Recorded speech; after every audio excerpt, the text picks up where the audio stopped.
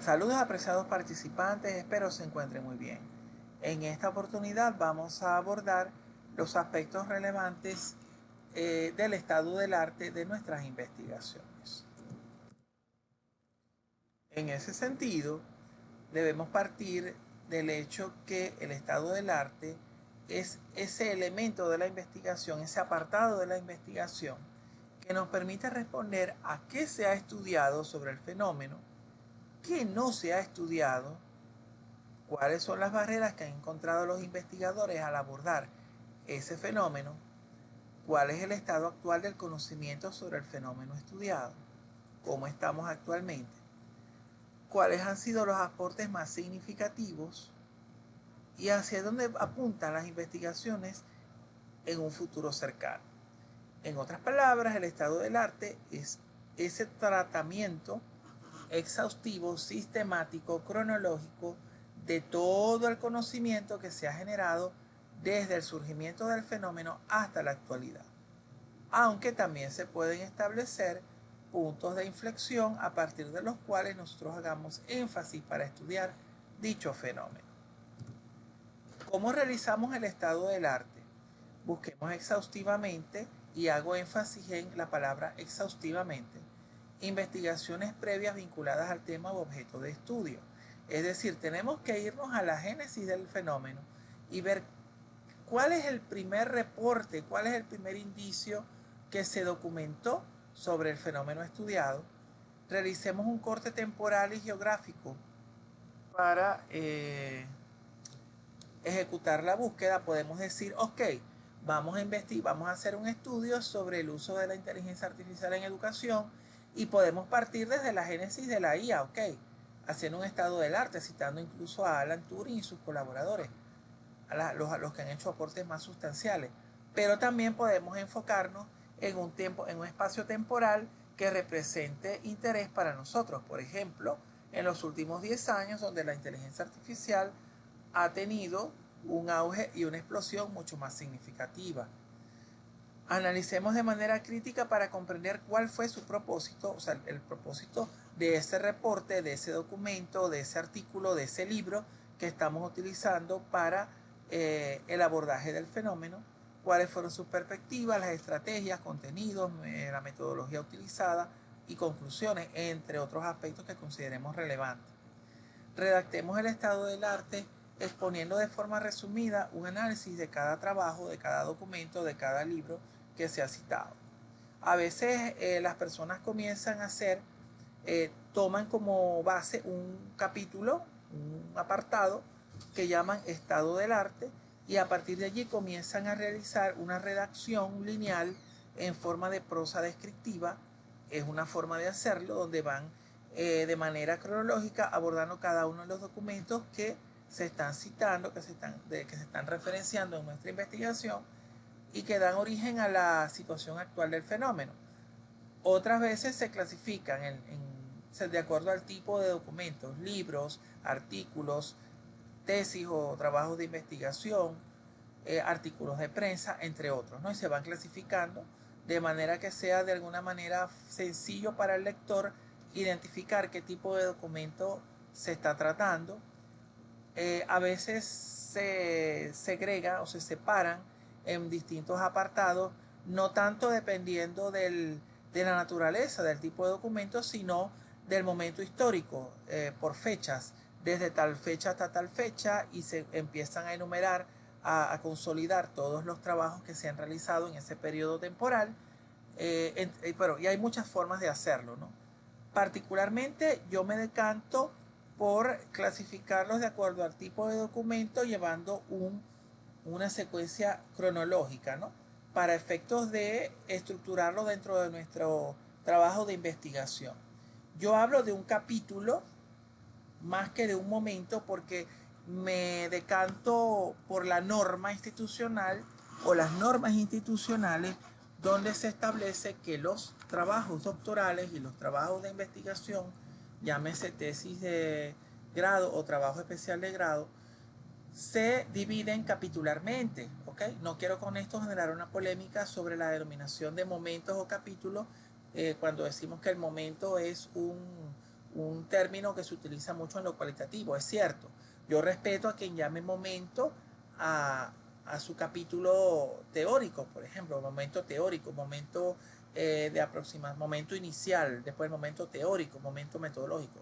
Yo lo respeto, pero cuando ustedes me escuchen hablar de capítulo, es porque ciertamente las normas institucionales establecen que los documentos que ustedes presentan se dividen capitularmente y dejamos el término momento para la situación temporal y quizá un poco más abstracta que no está plasmada en el documento escrito que usted presenta. Entonces, por eso yo hablo de capítulo. ¿Okay? También analicemos de manera crítica para comprender cuál fue el propósito, perspectivas, estrategias, ya lo dijimos.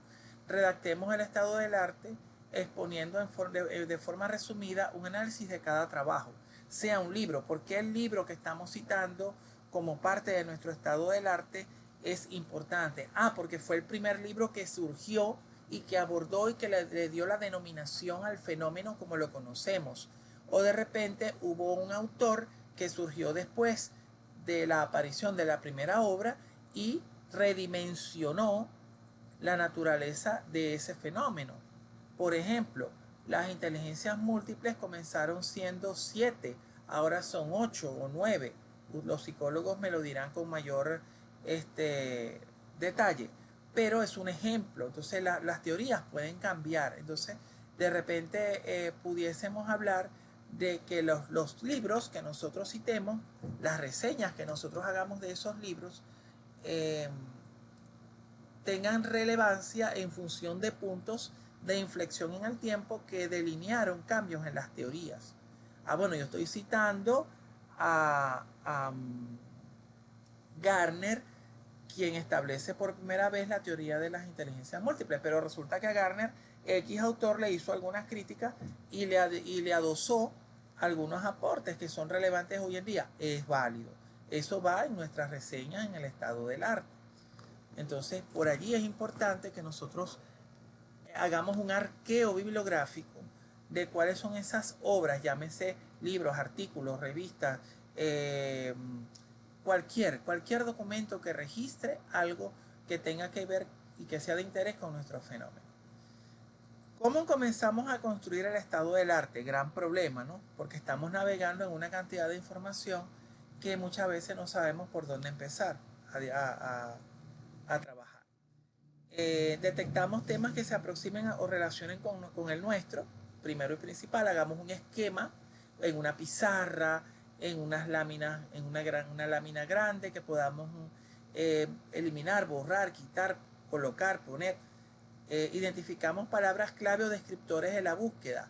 Bueno, yo estoy haciendo un trabajo sobre aplicaciones móviles, pero yo consigo que en internet se habla mucho de aplicaciones Android. El Android es un sistema operativo para móviles. Entonces, donde diga Android, yo puedo tomar esa premisa, esa pauta, ¿no? Realizar una búsqueda y seleccionar investigaciones que consideren más pertinentes según lo que estamos estudiando. Evidentemente tenemos que tener un ojo clínico para identificar cuáles son esas investigaciones, cualquiera que sea su naturaleza, que se consideren más pertinentes según lo que estamos estudiando. Realizar una lectura crítica de los trabajos seleccionados, obviamente. Lectura crítica, tenemos que leer, pero a su vez tomar nota y hacer críticas, ¿no? Porque esas críticas van a alimentar el aporte que nosotros le podamos sacar a ese trabajo. Encontrar el hilo conductor entre los investigadores y organizar la forma en la cual se presentarán los trabajos. Tenemos que nosotros, según vayan apareciendo esos recursos que vamos a utilizar para el estado del arte, establecer el hilo conductor que nos va a dar una suerte de orden. Si nosotros empezamos a citar de manera desorganizada esos trabajos, esos documentos, vamos a tener problemas porque vamos a tener quizá un punto de inicio, pero no sabemos dónde va a terminar. Entonces, cuando lo vamos a plasmar en nuestro trabajo, vamos a navegar en mares y mares de información y vamos a terminar en las profundidades y nos vamos a ahogar. Tenemos que dibujar, ¿verdad?, un horizonte a través del cual vamos a navegar, esa ruta a través de la cual vamos a navegar en esa información para que podamos llegar a buen puerto, ¿no? que haya un punto, que podamos encontrar un punto final. Puede ser un hilo cronológico, un hilo autoral o de cualquier elemento que nos sirva para llegar luego a la situación actual del fenómeno, porque el estado del arte llega hasta nuestros días, ¿no? A ver cómo estamos, como nos decía la primera lámina. En cuanto a los estudios previos, hay veces que el capítulo teórico se divide en el estado del arte y el estado del arte hace mención a los estudios previos y los fundamentos teóricos. Separan lo que son las investigaciones previas de lo que son las teorías que han surgido, ¿no? Entonces hay gente que no lo hace así, sino que le hace como todo un conjunto. En este caso yo sugiero que se pongan de acuerdo con sus tutores y lean un poquito los documentos que ya han sido publicados en sus instituciones, llámense en la UNER, para que vean un poco cómo es la cultura investigativa con respecto a la elaboración de su capítulo teórico, donde se plasma el estado del arte y donde están también inmersos los estudios previos. Son trabajos de investigación con características similares al estudio desarrollado. Se utilizan como modelo de consulta para guiar el desempeño del investigador y también se debe conocer la problemática o fenómeno para compararla con nuestra situación de estudio, los objetivos o propósitos en función de tomar orientaciones para redactar correctamente el propósito de nuestro trabajo y los aspectos metodológicos. ¿Ok? Entonces, estos son trabajos, muchas veces, repito, esto es cuando se separan, ¿no? Dicen capítulo teórico, el estado del arte lo dividen en estudios previos, literatura emergente, o lo llaman de otra forma, o literatura existente, y luego la teoría existente, los fundamentos teóricos existentes, o los referentes teóricos existentes. Entonces es un tema de cómo lo estructuremos. Pero si lo hacemos con estudios previos, esto es a grosso modo lo que nosotros debemos colocar. Es necesario que las investigaciones citadas con estudios previos contengan temas similares en su contenido, intencionalidad y contexto metodológico. En ese propósito, los estudios previos pueden incluir artículos de investigación o productos similares. Pueden ser trabajos de grado, trabajos de ascenso, en fin, cualquier producto que usted desee, que usted verifique que sea pertinente con su investigación. Y también el aporte al estudio en curso, indicando por qué se ha seleccionado. ¿Cómo redactarlo? En tiempo pasado, porque son previos, ya pasaron. Precisar el autor y año, enunciar el título, el tipo del trabajo, la procedencia, enunciar el propósito u objetivo, y si no están, la intencionalidad. Por ejemplo, si usted va a citar un artículo, el artículo debe tener un propósito, un objetivo o una intencionalidad. Identificar los referentes teóricos utilizados, autores base, especificar la metodología utilizada, el paradigma, tipo, diseño o método, modalidad de la investigación, describir la población y muestras seleccionados, así como la técnica de muestreo utilizada, indicar las técnicas e instrumentos de recolección de información, así como las técnicas de análisis aplicadas, presentamos los resultados y conclusiones y explicamos cuál es el aporte o el valor agregado que le otorga ese antecedente, ese estudio previo a nuestro estudio. Ahora, los referentes teóricos son otro apartado que puede colocarse dentro de ese capítulo teórico y son una recopilación de conocimientos científicos existentes sobre un tema que sirve de base para el inicio, desarrollo y culminación de cualquier investigación. Sirven de insumo para interpretar los resultados o hallazgos. Esto es importantísimo porque de los referentes teóricos vamos a tomar ideas para contrastar o interpretar los hallazgos que obtengamos, ¿no? También están compuestos por diferentes teorías sobre las cuales se sustenta la investigación. Y a veces hay autores que ubican esos referentes en teorías de entrada. ¿Cuáles son esas teorías de entrada? Esas teorías que me sirven de base para abordar el fenómeno de estudio y que ya son, por supuesto, preexistentes. Entonces, es un tema de acordar con su tutor cuál es la estructura que usted va a asumir en su trabajo de investigación. Hablando del trabajo de campo como tal, hablando del trabajo de grado como tal. Ahora, en los artículos, estos referentes teóricos, este estado del arte, se puede vislumbrar un poco en lo que es la introducción del trabajo y bueno, si usamos la forma tradicional, en el desarrollo teórico del trabajo, de lo que es el artículo como tal. ¿Okay? Estos referentes teóricos denotan vínculos que se establecen entre las teorías relacionadas con la investigación. Se pueden organizar de lo simple a lo complejo, de lo concreto a lo abstracto, de lo singular a lo universal o de lo específico a lo general. Fíjense que va como que de lo pequeño a lo grande, ¿no? Porque estamos hablando desde un punto de vista muy cualitativo, inductivamente. Están constituidos por elementos teóricos, categorías y conceptos, conocimiento empírico y sistematizado, y valores e ideología. Hay algunos esquemas para el capítulo 2 en algunas instituciones internacionales, sobre todo en Colombia lo he visto mucho, donde se habla el capítulo 2 lo llaman marco teórico conceptual y se divide en marco histórico, marco teórico, marco conceptual, marco administrativo y marco operacional. Si se dan cuenta, eso no es más que los antecedentes, las bases teóricas, las teorías complementarias o las teorías clásicas que utilicemos, el marco legal y el sistema de variables.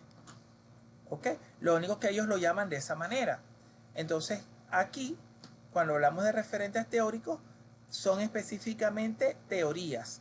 Ahora, debe acordar con su tutor si usted va a utilizar referentes teóricos o los va a denominar de otra manera, dejando como referentes teóricos las teorías clásicas y va a dedicar un apartado para lo que es la fundamentación teórica específicamente de lo que son los avances más recientes, o va a agruparlo todo dentro de un todo organizado. ¿Okay? Pueden surgir de teorías de entrada para la investigación, pueden surgir de aquí, de estos referentes, teorías de entrada para la investigación. Es conveniente utilizar teorías padre o primarias que explican el fenómeno o evento de estudio. Es importante, traten siempre de trabajar con teorías primarias. A veces nos enfrentamos a una situación que siempre es muy polémica. Profesor, mi teoría tiene más de 5 años de vigencia, tiene más de 10 años de vigencia, y la institución me exige que tiene que tener 5 años como máximo. Ok, usted debe acordar con su tutor y justificar en el documento la utilización de determinada teoría. Porque si yo voy a hacer una crítica a la teoría del aprendizaje significativo, tengo que citar a Ausubel, y Ausubel tiene muchísimo tiempo que ya generó esa teoría. Entonces, después debo ir a la génesis, ¿sí? Ahora, si yo voy a hablar sobre bases de datos, ok, yo puedo tomar como base una teoría, la teoría inicial de lo que es el modelo entidad-relación de Peter Chen, que surgió en los años 70. Pero hoy en día eso tiene muchas modificaciones, y entonces cabe que yo utilice referencias actualizadas. Entonces, todo depende de lo que usted vaya a hacer. Y ahí estamos enfrentándonos a un término que se llama la utilidad y vigencia, ¿no? Si el conocimiento hoy por hoy es útil, puede ser citado, justificadamente, ¿ok? Y puede ser que aún esté vigente, ¿no? Entonces, tenemos que situarnos y ver qué es lo que vamos a hacer y qué tan vinculante y pertinente es alguna teoría que vayamos a citar. Porque si a eso vamos a usar teorías de 5 años, entonces no vamos a tener, no vamos a poder entender nuestro pasado para ver por qué estamos en el presente en la situación que estamos, ¿no?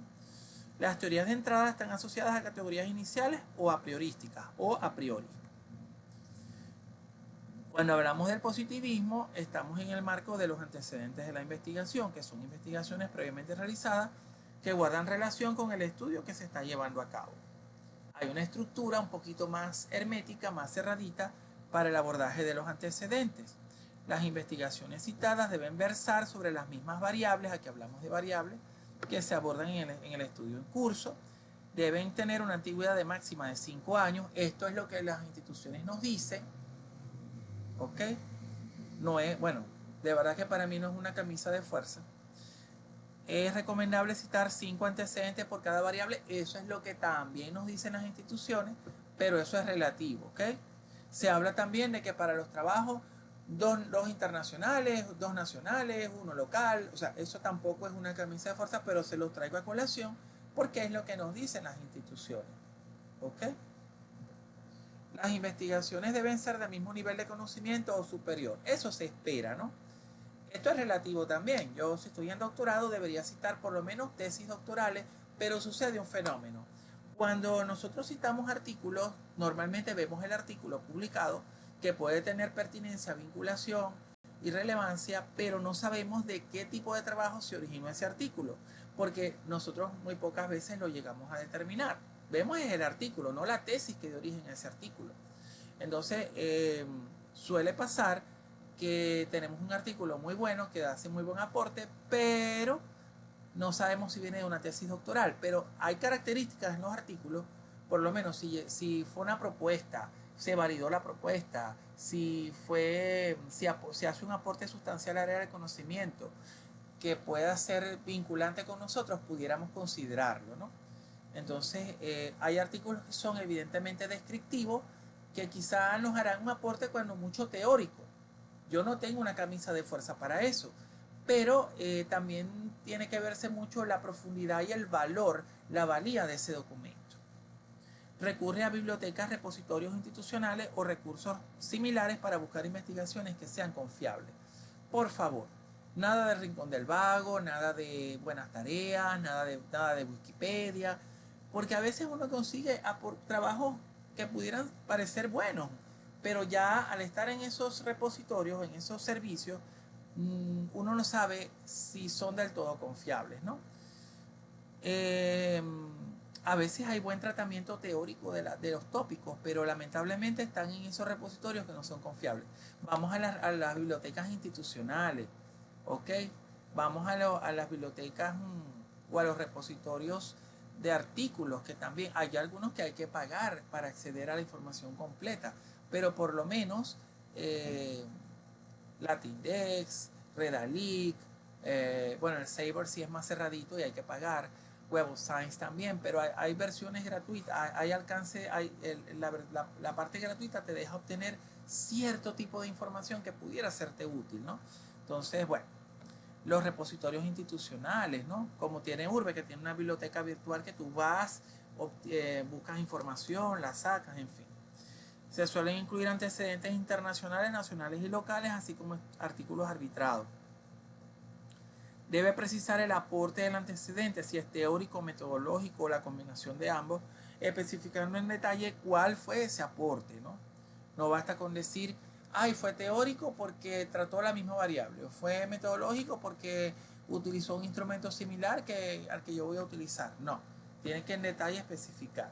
La estructura de un antecedente a efectos de sus investigaciones normalmente tiene el apellido del autor y el año, el título, la procedencia institucional y el nivel, si fue una tesis doctoral, si fue una tesis de maestría, propósito u objetivo general, breve descripción de la problemática, autores base utilizados en el estudio, la metodología que abarca el paradigma, tipo, diseño, método, modalidad, población y muestra y técnicas de muestra utilizadas, técnicas e instrumentos de recolección de datos y de análisis, los resultados de la investigación, conclusiones generales y por supuesto el aporte. Esta es un poco la estructura, ¿no? En cuanto a las bases teóricas, es el conjunto de elementos teóricos presentados de forma ordenada de acuerdo a distintos autores.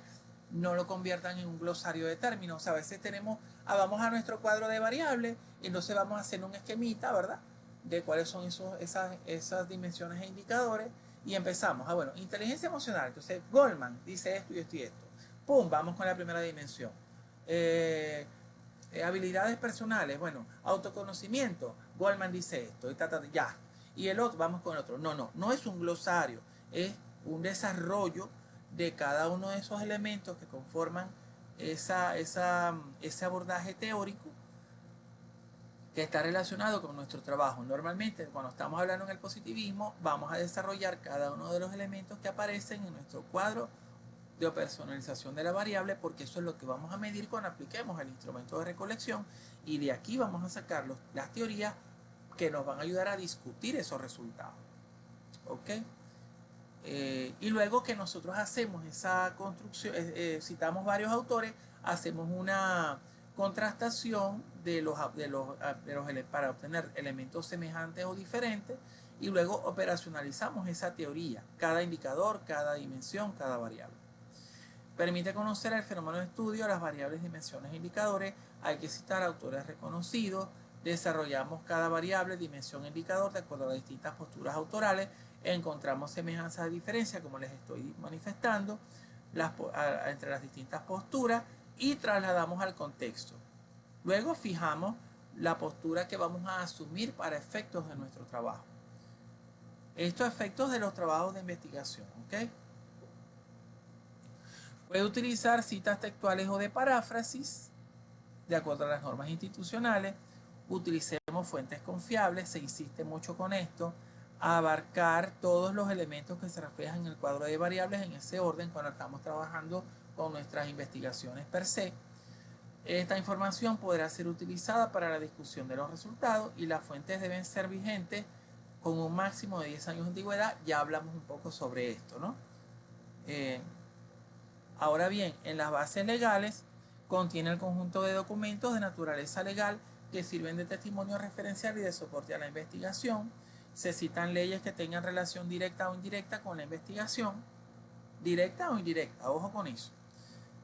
Seguir el orden establecido en la pirámide de Kelsen, Hans Kelsen, que establece un ordenamiento jurídico para citar las leyes. Y ojo, establece una jerarquía, ¿no?, de cuáles son esos documentos de índole legal que tienen mayor alcance que otros. Justificar la vinculación de las leyes y sus artículos específicos con la investigación en curso. O sea, ¿por qué los estamos colocando? No solamente colocar artículos por artículos, no. Entonces aquí tenemos en la pirámide de Kelsen, tenemos un nivel fundamental donde se encuentra nuestra Constitución y los tratados internacionales de derechos humanos u otros tratados internacionales. En el nivel legal tenemos leyes nacionales, orgánicas, locales y tratados, ¿ok? También las leyes especiales que tienen menor jerarquía que las orgánicas. Y en el nivel base tenemos las sentencias, normas, contratos, estatutos, testamentos, decretos, providencias, entre otros. Ese es un poco para que abordemos el ámbito legal. En nuestros artículos podemos hacer referencia al fundamento legal en la medida de las necesidades, pero a efectos de nuestros trabajos de investigación sí debemos ser lo suficientemente expansivos en lo que tiene que ver con el marco, el ordenamiento jurídico. En el sistema de variables, por supuesto, vamos a presentar todo el ordenamiento de nuestras variables de estudio, especificando que una variable es una propiedad que puede fluctuar, puede cambiar su valor en determinado momento, y es susceptible de medirse u observarse. Es una característica que puede tomar diversos valores o magnitudes. Son atributos o características que se miden en los sujetos de investigación, en los sujetos que estamos estudiando, y deben ser definidas de manera nominal, es decir, a través de su nombre, conceptual a partir del autor base, y operacionalmente, ya a partir de nuestro cuadro de variables. Por eso yo siempre sugiero que para construir el cuadro de variables usted debe haber leído literatura y establecido cómo los autores abordan y cómo dividen las variables de investigación. En la definición nominal, por supuesto, se abarca la denominación real de la variable, cómo se llama. La definición conceptual, aquí vamos a citar la definición textual de las variables según el autor base. Si tenemos más de una variable, vamos a tener dos 2 definiciones conceptuales, 2 definiciones nominales y 2 operacionales, por supuesto. La personalización como tal es el proceso de llevar una variable desde su nivel abstracto a un plano más concreto de medición, es decir, cómo la vamos a medir y a través de qué elementos lo vamos a medir. ¿Ok? Y para eso hacemos el famoso cuadro de variables. En cuanto a la definición operacional, nos dice qué es lo que hay que hacer para recoger datos respecto a una variable. Además, articula los procesos o acciones de un concepto que son necesarios para identificar ejemplos. ¿Okay? La variable se divide en dimensiones e indicadores y estos son los elementos o unidades de medida que permiten estudiar o cuantificar una variable. Estos son, los indicadores son esas características medibles que vamos a, por supuesto, cotejar, vamos a medir utilizando nuestros instrumentos de recolección de información y con las escalas respectivas. Los indicadores serán medidos a través de los instrumentos de recolección de información en el contexto y se aplica a los sujetos de investigación. Bueno, aquí vemos un pequeño ejemplo de un cuadro de variables. Yo tengo algunas observaciones sobre él. Voy a grosso modo, lo que quiero es que vean la estructura. En el objetivo general es explicar la gerencia líquida ante la resiliencia de la industria petroquímica venezolana. Fíjense que hay un objetivo general.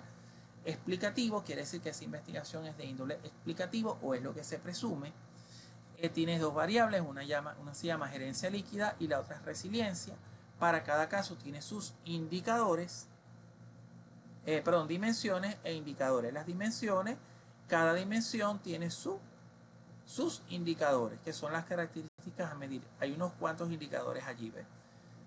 Fíjate, el primer objetivo, describir el primer objetivo específico, describir la flexibilidad en la toma de decisiones, en la gerencia de la líquida de la industria petroquímica venezolana. Aborda específicamente la primera variable y lo dimensiona con la flexibilidad en la toma de decisiones. La persona, el autor, lo dimensiona en tiempo de decisión en cambio, decisiones ajustadas a circunstancias, de descentralización decisional, entre otros, ¿no? Y como plus, como valor agregado, le coloca los autores base. Y así vamos desarrollando, descomponiendo cada uno de los objetivos específicos, asociándolos a las respectivas dimensiones e indicadores y sus autores, los autores que utilizó para desarrollar esa teoría. Vamos luego con resiliencia, que tiene 3 objetivos asociados, tiene 3 dimensiones, cada dimensión con sus indicadores, y al final tenemos un objetivo que es conducente a generar el modelo basado en los principios de la gerencia líquida ante la resiliencia. Hay algunos autores que cuestionan la inclusión de este objetivo, el llamado objetivo de cierre, ¿no? Porque argumentan que puede redundar con el objetivo general. Yo acepto esa postura, la respeto, pero también respeto a quienes indican que, bueno, que tiene que haber un objetivo terminal de cierre a nivel de los objetivos específicos que sea conducente al desarrollo del general. Ambas posturas son respetables. Yo pudiera decantarme por la primera postura, porque sí me parece en algunas situaciones un poco redundante que yo tenga un objetivo de cierre que va a ser exactamente lo mismo que el objetivo general, porque entonces ¿para qué estamos haciendo el objetivo general? Entonces, claro, pero hay unas, yo respeto cuando me dicen, no, pero es que tú tienes que indicar en el cuadro de variables que ese objetivo específico que va a cerrar la investigación va a ser obtenido a partir de el desarrollo de todos los objetivos previos. O sea, yo respeto eso. ¿Ok? Es cuestión de que ustedes lleguen a acuerdos con sus respectivos tutores. Y también comulguen con la cultura de investigación, porque si los comités académicos les dicen, no, debe estar el objetivo de cierre, hágalo. O sea, no hay ningún problema, pero ya usted va a tener la suficiente apertura y el pensamiento crítico para que entonces a futuro te fije una postura al respecto. Cuando le toque ser tutor, cuando le toque ser coordinador de una maestría, de un doctorado. Aquí tenemos otro ejemplo. Este sí es una propuesta, proponer un modelo de estilo gerencial. Tenemos las 2 variables con sus dimensiones e indicadores y al final el objetivo de cierre, que es diseñar un modelo de estilo gerencial. Y dice que este objetivo será alcanzado como resultado de la investigación, constituyendo un nuevo constructo sobre las variables de estudio. Ahí tenemos, fíjense, la estructura de ese cuadro de variables. Y a grosso modo, eso es lo que debe tener. Aquí tenemos otro cuadro donde colocan el título. Es una investigación en teoría analítica, aunque a ese objetivo le falta el elemento, el criterio de análisis, como lo establece Hurtado. Le falta el criterio, sí señor. Tenemos entre las variables dos variables: gobernanza gerencial y método prospectivo. Particularmente, tengo otra crítica sobre el cuadro, sobre el uso del método, si es un método como tal. Y al final, fíjense el objetivo de cierre, que es el diseño, ¿no? Fíjense que hay una inconsistencia. El trabajo es conducente a un diseño, según dice el último objetivo específico, pero el objetivo general es analítico. Debería ser una propuesta. Debería ser una propuesta. Sí, para llevar congruencia con la intencionalidad del estudio, el camino metodológico que se está siguiendo, ¿no? Ese cuadrito tiene sus problemas. Tiene, de hecho, varios problemas. Pero bueno, no es objeto en este momento porque esto es investigación libre y la intención es darle a ustedes herramientas para que fortalezcan su trabajo de investigación. Esto en profundidad debería ser abordado en su seminario de investigación como tal. El cómo construir un cuadro de variables y cuáles son los problemas que pudieran surgir. Básicamente, esto es a grosso modo el contenido abordado. Vamos a continuar en futuras ocasiones tratando los distintos aspectos que tienen que ver con la metodología y nos vemos en otra oportunidad.